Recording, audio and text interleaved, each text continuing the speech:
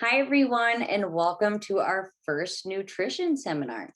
My name is Emily, and I am a certified nutrition coach with Sycamore CrossFit. And I wanted to personally thank you for joining me today. With the open quickly approaching, I thought it would be fitting to talk today about fueling for performance. So, what I want to do is I want to start with a little activity. So, what I want you to do is close your eyes. And I want you to imagine that you're at the gym and you're about to start the WOD, which is an 18-minute AMRAP. And you hear the sound of the 10-second countdown begin. Ready? So it's 10, 5, 3, 2, 1, go. You go to work. It's hard work, but you're doing your best to pace. You start off strong, but you notice starting round 2 that you're starting to slow down. You check the clock and you're only 10 minutes in and you hit a wall. And it hits you like a ton of bricks. You take a second to catch your breath and check in, see how you're feeling. You notice your stomach feels empty. You may even have goosebumps, and you realize your blood sugar has crashed and you're now hungry. Your vision blurs slightly. You lose your rep count, and you're just having a hard time focusing. You do what you can to put in some more work, and then you check the clock again. Only a minute has passed. It's minute 11 and you're completely spent. Now open your eyes. You know that feeling, right? That terrible, I have no energy left in the tank to finish the workout kind of feeling. Ugh.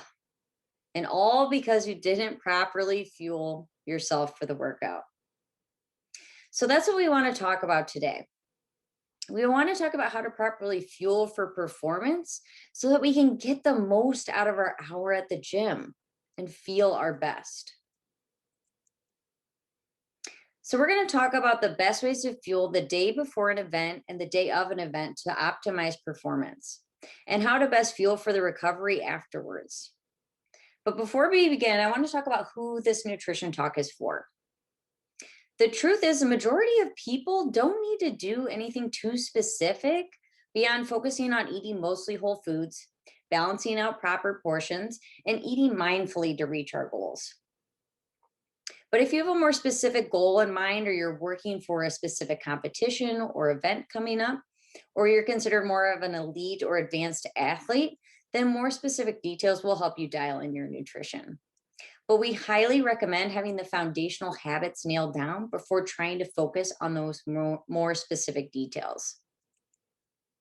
So let's go ahead and dive in and talk about fueling the day before. So a lot of times it's stressed to eat more carbohydrates the day before an event in order to increase glycogen stores. But what exactly are glycogen stores, and what is the biggest mistake that athletes make when they're trying to eat more carbs? So first of all, glycogen is a storage form of the carbohydrates we eat. It can be found mostly in the liver, but it is also in our muscle tissue. In fact, glycogen accounts for about 6% of our liver's total weight and only about 1 to 2% of our muscle tissue. The actual amount of glycogen storage a person has depends on factors such as how much you exercise and how much skeletal muscle you have. The glycogen stores in the muscles are primarily used to fuel the muscle tissue, while the glycogen in the liver is distributed throughout the body when it's needed. So when someone uses up those glycogen stores, like that scenario that I had you do with the eyes closed, where you have that feeling of the empty tank and you just have nothing left to give, that's the experience of hitting a wall. So knowing this information about glycogen, people started to realize that they needed more carbs to fuel their workouts. While this is definitely true, it turned into eating mounds of pasta the night before a big race, and then that big stack of pancakes the morning of, also known as carb loading. But unfortunately, it takes time for your body to break down the carbs you consume and turn them into glycogen stores. While carbs are admittedly very important to fuel our workouts, there is a more effective way to do this. So, what should we really be doing? The things that our nutrition program stresses on a daily basis. So, we should be eating whole foods, getting a balance of carbs, fat, and protein with every meal, eating consistently, and staying hydrated are all things you should be doing the day before the workout to properly fuel your body. In our nutrition program, we keep it simple and we demonstrate the plate method as shown on the slide. So, the day before your workout, if you're looking to fuel for success, use the plate method. So, what you want is half of your plate non starchy veggies, a quarter of your plate should be lean protein, another quarter of your plate should be starchy carbs with healthy fats. So, two non starchy veggies that I would highly recommend for athletes are beets and spinach, both of which contain nitrates, which can kick up energy levels by supporting the mitochondrial function in our cells.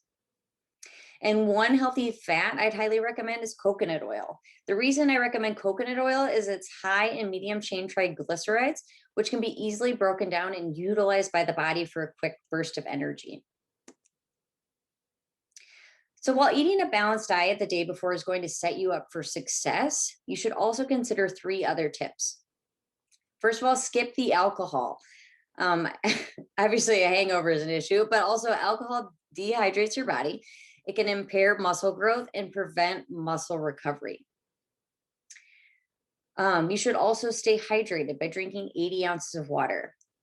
Dehydration can actually decrease performance by 20%. And also, you need to make sure you get a good night's sleep the night before. Sleep is a key component to recovery, and evidence suggests that increased sleep duration and improved sleep quality in athletes are associated with improved performance. So, now that we've discussed the day before the workout, let's discuss how to best set ourselves up for success the day of. So, with events such as the Open coming up, we know that there are those that choose to work out first thing in the morning, and then there's those people that wait for those Friday night lights. So let's go on and talk about how to fuel for those two scenarios. So if you're someone who loves to work out in the morning, you want to make sure you eat before. So you remember those glycogen stores? So overnight, when we enter the fasted state where our bodies utilize those for energy. So eating before is a must to help us replenish those lost energy stores. But remember, it takes time for our body to convert our food into energy. So try to wake up a little bit earlier to get that in. We should aim to get healthy carbs and protein. And if you're someone who struggles with feeling nauseous, if you eat before a workout, go ahead and try to lean on a liquid source. So a smoothie would be a good example for that, or also applesauce with protein powder, or even non-fat Greek yogurt. Liquid sources are easier for our body to digest and quick for us to utilize the energy. So notice that I suggested carbs and protein, but not fat. That is because fat slows the digestion process. So it delays gastric emptying, which then slows down the amount of time the carbs and proteins can get into our cells. So if you're someone who waits to work out in the evening, it's encouraged to have a normal balanced breakfast, lunch, and snack. We want to fuel ourselves throughout our day and also have an additional carbohydrate right before the workout. Again, a liquid such as applesauce or a protein smoothie would be ideal. So, the last two aspects for nutrition the day of. First, don't try anything new the day of the event. So, obviously, trying a new food the day of leaves uncertainty when it comes to your workout hour. So, what if the new food doesn't sit well? I promise having an upset GI tract is the last thing you want to worry about. So, stick to foods you know. If you're interested in the new food for performance, test it out the week before. And secondly, everyone loves to ask about pre-workout. If you're about to do an open workout where your heart rate is about to spike and you need to focus on breathing to control it, why add in pre-workout that's going to speed up your heart rate even more? I recommend skipping the pre-workout and go ahead and skip sugar and candy while we're at it. All right, so we discussed the day before our workout and the day of. So, what does the after look like in regards to our intake for recovery? A great rule of thumb is to have a whey protein shake or a vegetarian alternative ready to go after your workout is over. Adding a carb to the shake, such as coconut water, is also recommended to go ahead and help replenish and refuel fuel your body for recovery. So, a good protein and carb is our focus 1 to 2 hours after our workout. So, as we've recommended a protein shake, a common question I get asked a lot is what kind of protein or what brand should I get?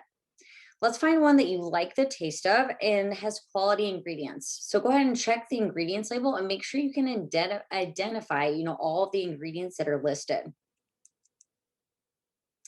So we have our post-workout protein and carbs, but what does the day after look like to help us recover?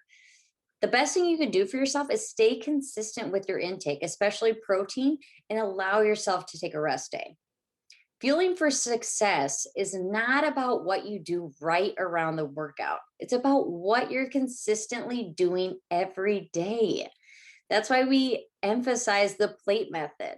We want to have balanced meals. We want to fuel our day. We want to feel and look our best, right?